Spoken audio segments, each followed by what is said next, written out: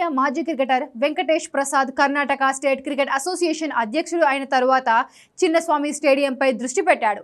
IPL చరిత్రలో తొలిసారి title విజేతగా ఆర్సీబీ నిలిచిన తర్వాత జరిగిన తొక్కిసలాట ఘటనతో చిన్నస్వామి స్టేడియంలో మ్యాచ్లు రద్దయిన విషయం తెలిసిందే. అయితే ఐపీఎల్ తమకు దూరం కాకూడదు అన్న లక్ష్యంతో వెంకటేష్ ప్రసాద్ ఈ విషయాన్ని ప్రతిష్టాత్మకంగా తీసుకున్నాడు.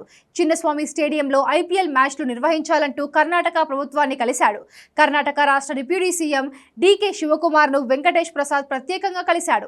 మ్యాచ్లు జరిగేలా చర్యలు తీసుకోవాలని ఆయన కోరారు. అయితే మ్యాచ్లను అనుమతించాలా లేదా అన్న తుది నిర్ణయం కేబినెట్ సమావేశంలో తీసుకుంటామని డీకే శివకుమార్ తెలిపాడు. చిన్నస్వామి స్టేడియంలో క్రికెట్ మ్యాచ్లు ఆపాలని అనుకోవడం లేదని డీకే శివకుమార్ చెప్పాడు. కానీ జనసందోహాన్ని ఎలా నియంత్రించాలి, మైఖేల్ డి కున్హా కమిటీ సూచనల దశల వారీగా ఎలా అమలు చేయాలి అన్న దానిపై ఆలోచిస్తున్నట్లు వివరించారు.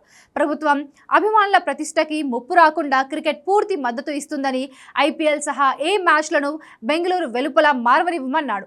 ప్రభుత్వం కొత్త స్టేడియాలు నిర్మించడానికి కూడా ముందుకొచ్చిందని వెంకటేష్ ప్రసాద్, జవగల్ శ్రీనాథ్, అనిల్ కుంబ్లే బృందానికి శుభాకాంక్షలు తెలిపారు. వెంకటేష్ ప్రసాద్ కూడా ఈ భేటీ చాలా సానుకూలంగా, ప్రయోజనకరంగా జరిగింది అని పేర్కొన్నాడు.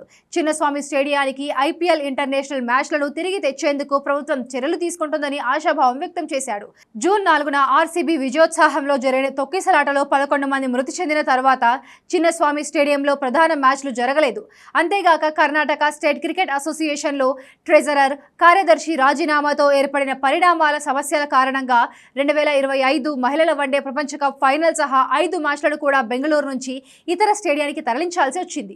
వెంకటేష్ ప్రసాద్ అధ్యక్షుడు అయిన తర్వాత మళ్లీ చిన్నస్వామి స్టేడియంలో మ్యాచ్లు జరుగుతాయన్న ఆశ అందరిలోనూ వచ్చింది.